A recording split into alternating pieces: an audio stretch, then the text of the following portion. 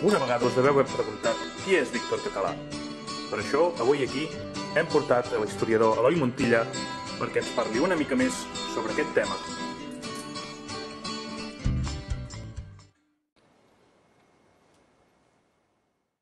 A les acaballes del segle XIX sorgia a Europa un nou moviment artístic anomenat el modernisme, tot i que, segons la seva ubicació geogràfica, rebia altres noms com per exemple a França l'Art Nouveau. Principalment arquitectònic, tot i que també molt important en altres àmbits com la pintura, l'escultura o l'escriptura, a causa de la situació sociocultural que s'estava vivint a Catalunya, adquirí, aquí, una personalitat pròpia, el modernisme català. D'aquesta manera, el modernisme català presentaria trets diferencials que l'allunyarien del modernisme europeu, ja que Catalunya es veuria influenciat per la Renaixença i altres elements com el desenvolupament urbà i industrial. La literatura del període modernista català, doncs, es caracteritzaria per les influències de la Renaixença com, per exemple, l'objectiu de situar la cultura catalana a nivell europeu. Les seves característiques principals foren l'afany per la musicalitat, la presència de la natura i la recerca de la bellesa perfecta per tal de fugir d'una realitat hostil. A més, assolia a Catalunya un caràcter reformista i revolucionari. Caterina ja havia publicat algunes obres sota el primer pseudònim de Virgili Alexial, a l'Esquella de la Torratxa, per exemple. Tot i així, no va ser fins l'any 1898 quan li foren premiats els Jocs Florals d'Olot, per una banda un poema, el llibre Nou, i per l'altra banda un monòleg teatral, La infanticida, quan inicià públicament la seva vida literària juntament amb un gran escàndol originat pel descobriment de l'autoria femenina d'aquelles obres, que la portà també a reprendre l'ús d'un segon pseudònim, aquesta vegada Víctor Català. Però, realment, quina va ser l'obra de Caterina Albert? Doncs bé, Caterina Albert cultivà tots els gèneres. Escrigué alguns llibres de poesia i obres teatrals com La infanticida. Tanmateix, les obres més importants pertanyen a la narrativa. Així doncs, fou durant el modernisme català quan Víctor Català va escriure obres com drames rurals, ombrívores i solituds. Els drames rurals són un seguit de contes que narren les històries de diversos personatges en un context rural, enmig d'un període que procurava trencar amb l'ambient hostil cercant la bellesa perfecta, aquell llibre que, contràriament als desitjos dels autors, intentava irrompre aquest panorama modernista, reflectia la part més fosca del ruralisme de l'època. Aquest fet generà força polèmica entre els diferents autors de renom, com Joan Maragall, que li va retreure la visió negativa que oferia. Però, què significa l'empelt? El mot empelt fa referència a una tècnica emprada en agricultura que consisteix en ajuntar brot d'una planta amb el d'una altra. Així s'aprofiten les arrels i la nova planta creix sana i forta. D'aquesta manera, amb el títol d'aquest drama, l'empelt, s'intenta explicar breument, amb una sola paraula, el canvi que pateix la família quan l'avi Orbis, morta la seva primera dona, decideix casar-se amb una altra ja que l'ha deixat embarassada i vol evitar ser mal vist per la resta del poble. Aquest fet condicionarà la visió de la família, que passarà de ser-ne una de molt positiva i ideal, on tots els membres són bones persones, a ser una família cap a tot allò dolent. Una dona mal vista, un fill conegut pels seus robatoris, etc, etc. El noi, l'hereu de la família el mateix, és avisat per en Pau, també anomenat el Sever. Aquest li diu que li ha semblat veure algú intentant robar a casa seva, però ell no li dona gaire importància. En Pau, el sereno, avisa el noi que li roben, però aquest no li fa cas. Al cap d'una estona, tot passejant pel mercat, es troba amb el seu germanastre, el Petit, amb qui no estava gaire vingut. El Petit li demana llenya i el noi accedeix a donar-li, dient que vagi a buscar-la ell mateix a casa seva. Quan arriba a casa, comença a investigar de dalt a baix per assegurar-se d'allò que en Pau li havia dit i es troba una finestra manipulada per tal que aquell que ho ha fet pogués accedir-hi des de fora. El noi agafa una escopeta i una manta i decideix fer guàrdia tota la nit, però s'endú una gran sorpresa quan veu que el lladre és el seu propi germanastre. Aquest li prega que el mati, que si no ho fa ell ho farà un altre, diu. Però el noi li perdona la vida i deixa que marxi, que s'escapi. I pel que fa al tema, Ma germana va fer que l'empelt girés al voltant d'una família rural. Explicar què passava, l'hereu, el lligam a la seva terra. En aquest sentit, va trencar amb l'ideal de la família. Perquè des d'un bon principi ja en mostrava una que era dolenta, destrossada. Benvinguts al concurs Enganxa a l'estructura, un programa on només els millors podran aconseguir el pot final de 2 llibres de drames rurals firmats pel possible germà de Caterina Albert. Avui tenim a plató ni més ni menys que el concursant número 64.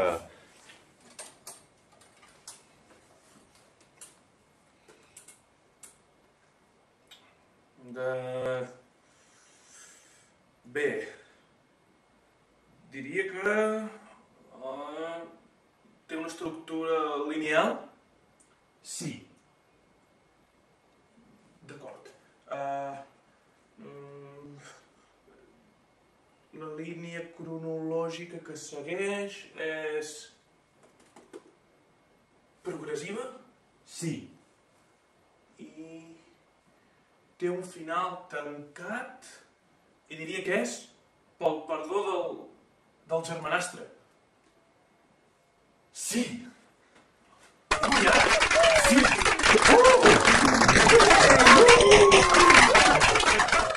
Bé, doncs acabem de veure el vídeo del guanyador del concurs que un dia li va canviar la vida al número 64. Bona nit, número 64. Bona nit. Com vas decidir fer aquest pas? Bé, jo era un gran aficionat a l'empelt, dins dels drames rurals, i quan vaig saber que es feia aquest concurs vaig decidir provar sort, aviam si per casualitat em sortia, i guaita, va donar la casualitat que sí, i mira, aquí estic, ara amb 2 llibres firmats pels germans. Inclús, de fet, me'l sabia també que hagués pogut respondre moltes coses més, com que està dividit en plantejament, nus i desenllaç. Aviam, ens en podries donar alguns detalls? I tant que sí. Mira, en el plantejament, per exemple, en Pau avisa el noi Ordis que algú li ronda pel nas i li ronda amb males intencions. El noi marxa sense fer-ni gaire cas i tot passejant pel mercat es troba amb el seu germà, el petit, que li demana llenya. Després, en el nus de la narració, el noi torna cap a casa i fa la seva ronda habitual per comprovar que tot segueix al seu lloc. Però s'adona que algú l'intenta entrar i decideix fer vigilància durant tota la nit.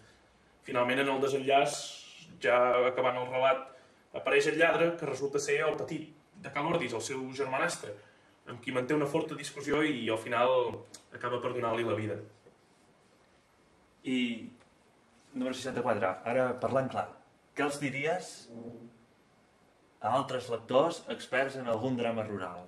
Sí, estudieu molt, de veritat. Val la pena llegir i ser gran. A mi m'ha canviat la vida.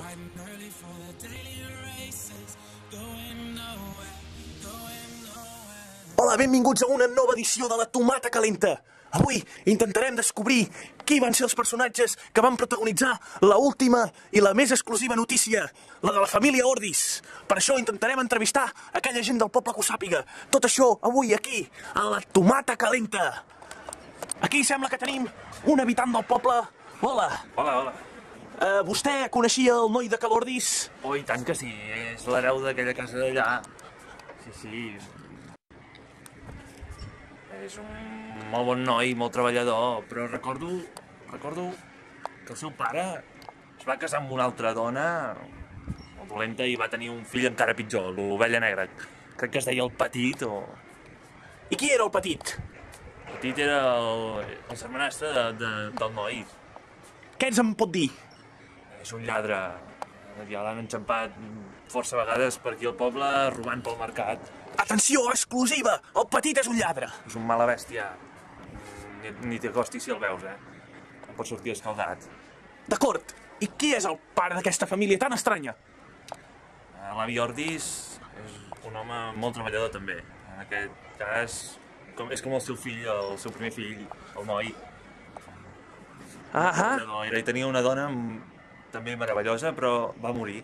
I llavors, d'un dia per l'altre, vam veure l'avi Ordis casat amb una altra dona, que seria la mare del Petit. Una dona mal vista, era una mossa que rondava per aquí al poble fent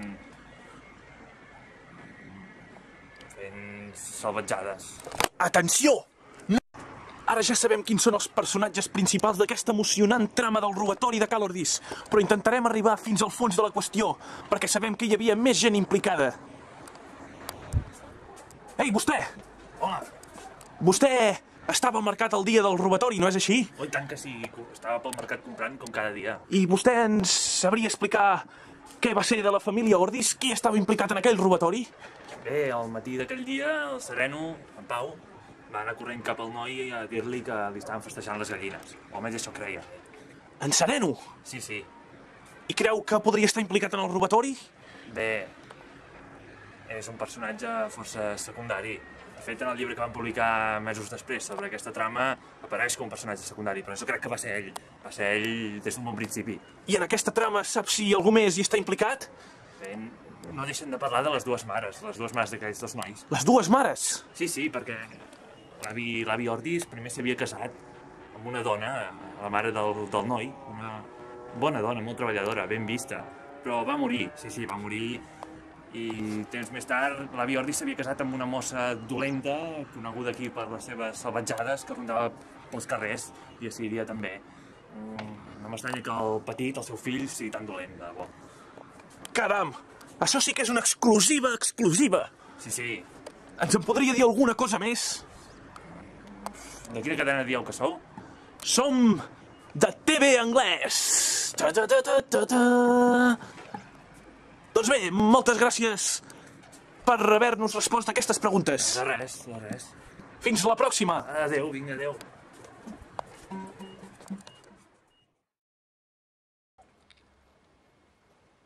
Bona nit, una vegada més a Com va la lectura.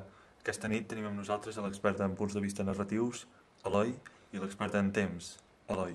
Ens explicaran tot allò que el bon lector de l'Empelt necessita saber. La història està narrada en tercera persona. Es tracta d'un narrador omniscient, és a dir, que tot ho veu i que tot ho sap. I no intervé en el transcurs de la història, no forma part dels fets que hi succeeixen. Així es veu reflectit en les intervencions que fa entre diàleg i diàleg. Per exemple, no ho sé, un exemple que et pogués posar jo, el noi li somrigui, amb la seguretat del caçador a qui mai li falla el pols. Això és una frase real dins l'Empelt. El text temporal de l'obra no apareix explícitament reflectit en cap moment de la narració. No hi ha dates ni elements que així ens ho evidenciïn. Tanmateix, sabent que els drames tracten problemes del món rural de l'època de l'autora, podem situar la història a finals del segle XIX i a principis del XX. El conte explica els fets que ocorren durant un dia, centrats escalant la polèmica que neix entre els dos germans de Cal Ordis. Podem veure que la història comença al dematí perquè acabant el diàleg entre el noi i el sereno, en Pau comenta al narrador i durant els bons dies se separaren i acaba la matinada del dia següent quan el noi es troba el seu germà rondant per la casa. Quan els temps verbals que empra el narrador podem trobar sobretot preteris per fets simples com sortir, esclafir, consultar, etc. Preteris per fets perifràstics com va passar, preteris com per fets com s'havia rimat, imperfets com se n'adonava, etc. En definitiva, s'utilitzen temps verbals passats. Tal com indica el nom que rep el llibre, aquest seguit de relats, i per tant també l'Empelt, succeeixen en un món rural. L'autora no esmenta cap indret o topònim real que ens pugui ser útil a l'hora de situar-lo en algun lloc de la Catalunya del segle XX. Tot i així, sí que apareixen el nom de diversos llocs ficticis on ocorren els diferents fets narrats. Així doncs, podem evitar part de la història a casa de la família Ordis, encara que, en un principi, es trobin enmig del mercat. L'autora utilitza algunes paraules que en el català actual quasi bé són desconegudes. Per exemple, positures, que és la manera de posar-se. Oh, nena, quines positures! Bacona, que és un porc adult. La teva germana està feta una bacona. O zuquiner, per exemple, que es refereix al galliner, allà on es té l'aviram, en una casa rural. Ei, deixa d'espantar-me les gallines del joquiner! I moltes més.